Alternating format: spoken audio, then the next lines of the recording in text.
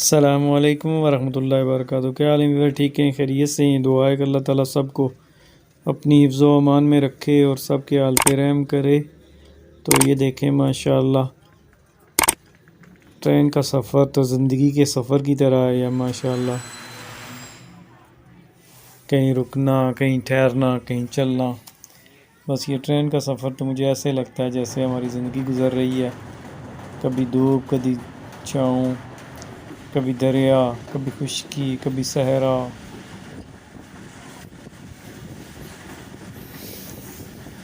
ہر 5 minute, ہر 1 minute کے بعد رنگ بدلتا ہے۔ بس اس طرح دنیا کا اور زندگی کا بھی یہی ہے، اگلے پل کا کوئی نہیں پتہ ہوتا کہ کون سا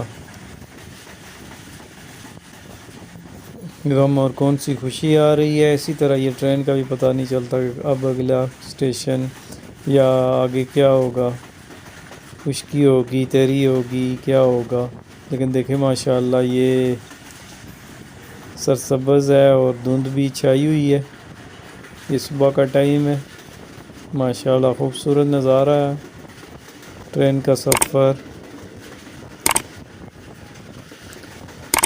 تو یہ سردیوں میں ٹرین کا سفر تو ویسے بھی جو ہے نا زبردست لگتا ہے۔ تو ماشاءاللہ دیکھیں یہ دھند کا منظر ہے، حالانکہ یہ دھند نہیں ہے لیکن بس اس طرح پتہ لگ رہا ہے جیسے دھند ہے۔ تو ماشاءاللہ دیکھیں جی ٹرین بھی زندگی کی طرح جو ہے نا اپنی منزل کی جانب رواں دواں ہے۔ بس اللہ آسانیاں کرے، ہمارے حال پہ رحم کرے اور ہمارے لیے جو ہے نا وہ آسانی والا معاملہ کرے، ورنہ ہم جو ہے نا اس قابل نہیں ہیں کہ اللہ کی آزمائشوں کے آگے ہم ٹھہر سکیں۔ تو ماشاءاللہ خوبصورت نظارے دیکھیں، یہ کتنا زبردست نظارہ ہے ماشاءاللہ۔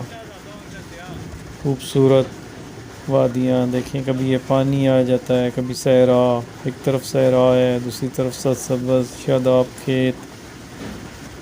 بس یہی زندگی کا بھی ہے کہ ایک بندہ خوش ہے تو دوسرا کسی نہ کسی غم میں۔ اللہ تعالیٰ جس کو بھی جس حال میں رکھے، سارا حال میں اللہ کا شکر ادا کرنا چاہیے